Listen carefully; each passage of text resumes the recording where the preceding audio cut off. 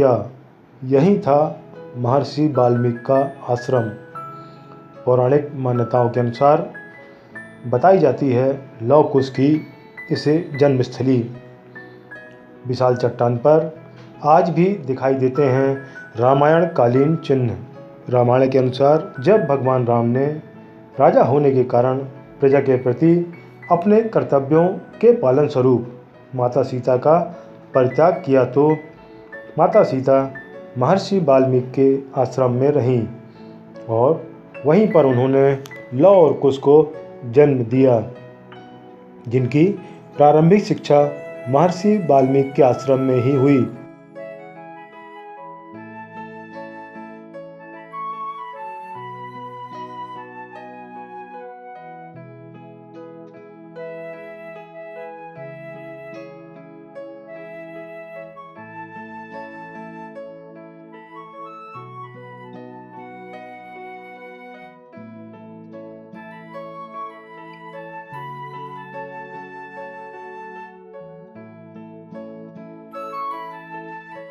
शस्त्र विद्या भी वहीं पर उन्हें प्राप्त हुई और अश्वमेध यज्ञ के दौरान अश्व को लव कुश द्वारा आश्रम के नज़दीक ही रोका गया और फिर लव कुश की पहचान उजागर हुई।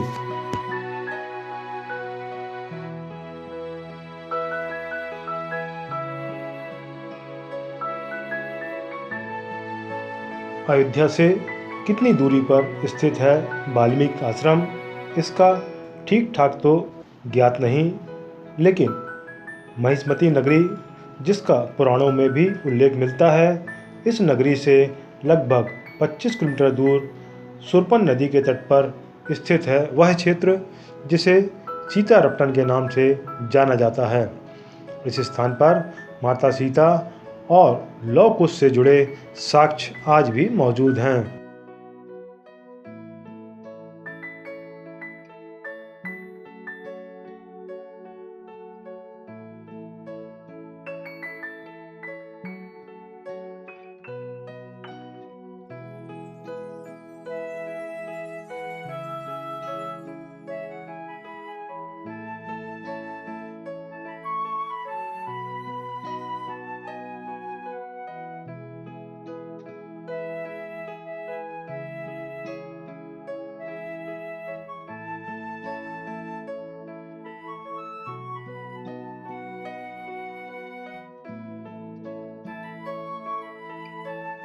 स्थानीय लोगों के अनुसार महर्षि वाल्मीकि का आश्रम यहीं पर था।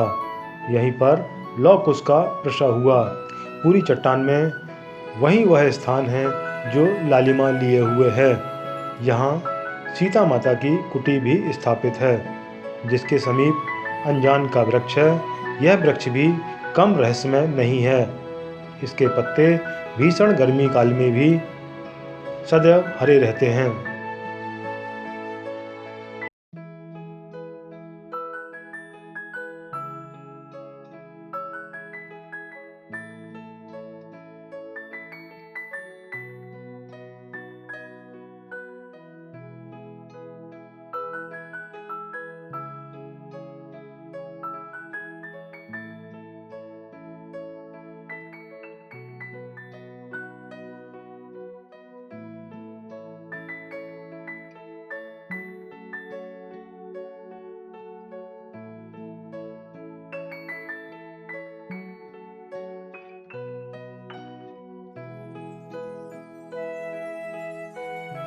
चट्टानों में ही सीढ़ियां बनी हुई हैं जो सीता जी की कुटी तक जाती हैं। चट्टान में सीता माता द्वारा बनाई गई रंगोली और चित्र आज भी स्पष्ट दिखाई देते हैं।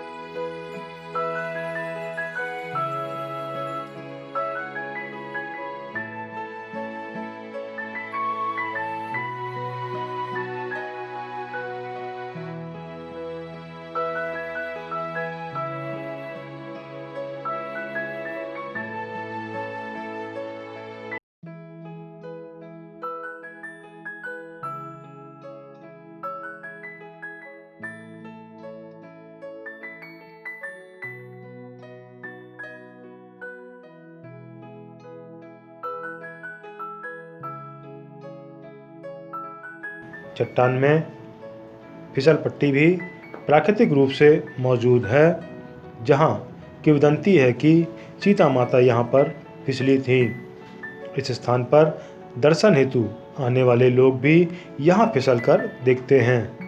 इस स्थान पर चारों धाम के मंदिर भी स्थापित हैं, जिनके दर्शन से लोग महान पुण्य की प्राप्ति करते हैं।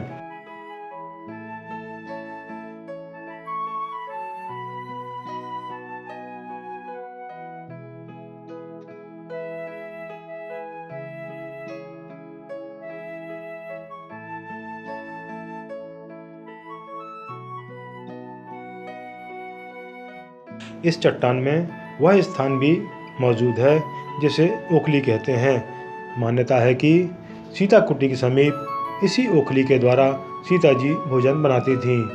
यहीं वह स्थान भी मौजूद है जहां से पृथ्वी में पुनः सीता जी समाहित हो गई थीं। स्थानीय मान्यताओं के अनुसार सीता जी से जुड़े प्रसंगों के चिन्ह आज भी यहां मौजूद हैं।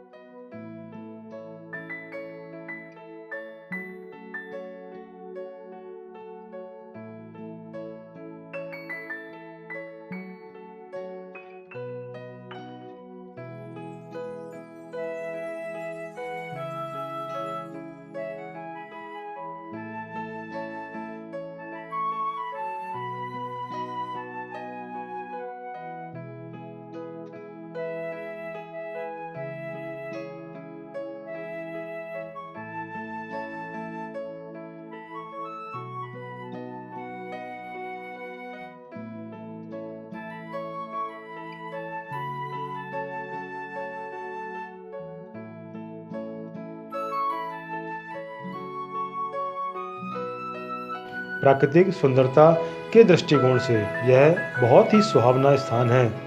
पर्यटन की दृष्टि से इसे और भी बेहतर स्वरूप देने की आवश्यकता है। हालांकि अब यहां तक आने के लिए मार्गों की स्थिति अच्छी हो गई है। कार्तिक पूर्णिमा को यहां प्रत्येक वर्ष 3 दिवसीय मेले का आयोजन भी होता है, जो कि पिछले काफ़ी वर्षों से चला आ रहा है। इस मेले को सीतारपटन मड़ई के नाम से भी जाना जाता है।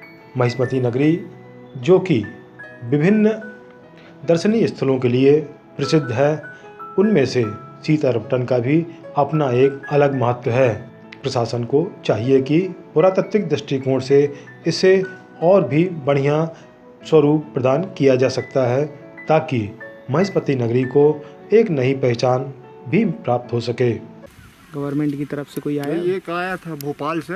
हाँ। तो वो कहते रहे कि नहीं यहाँ पर्यटक मतलब हो गया है। हाँ। कब की बात है ये साल भर हो गए कह दो उसको आए। इसके बाद कहे हम काम लगाएंगे। तो अब क्या काम लगाएंगे कह रहे थे? या ये पर्यटक मतलब होता स्थल। और कोई कभी भू सर्वेक्षण वाले आए कि ये चीज़ें हैं जो आप बताते हो ये सब सत्य के किस आधार पर हैं? आए हैं, बहुत आए, तो सबको बता रहे हैं। पर अब सीता माता कही हो कि अब ऐसी रहें तो कहे कि मतलब सोची हो है। अच्छा, नहीं बनन दे रही है। हाँ, क्योंकि ये इतनी राम कथा से जुड़ी चीज़ है। हाँ, तो दुनिया में इसको लोग कम ही जानते हैं। हाँ, यहाँ पर्यटक बन जाए। हाँ। और सबसे ज़्यादा दिक्कत यहाँ जल का है। अच्छा। जल यहाँ नीचे से मतलब कामर से ले जाके चढ़ाओ पानी। हाँ। ऊपर, और फिर यात्री लोग जैसे आप ही लोग आए तो कहीं नहीं मिलता है पानी। अपने आश्रम में मिलता है, वाल्मीकि आश्रम में। तो बिजली तो अभी मेला में लगता है बिजली। और ऐसे कोई ऐसे शाम के वक्त आए तो फिर यहाँ नहीं, यहाँ नहीं मिलता है फिर लाइट। शाम के वक्त यहाँ अंधेरा रहता है? अंधेरा रहता है, मेला में लगता है।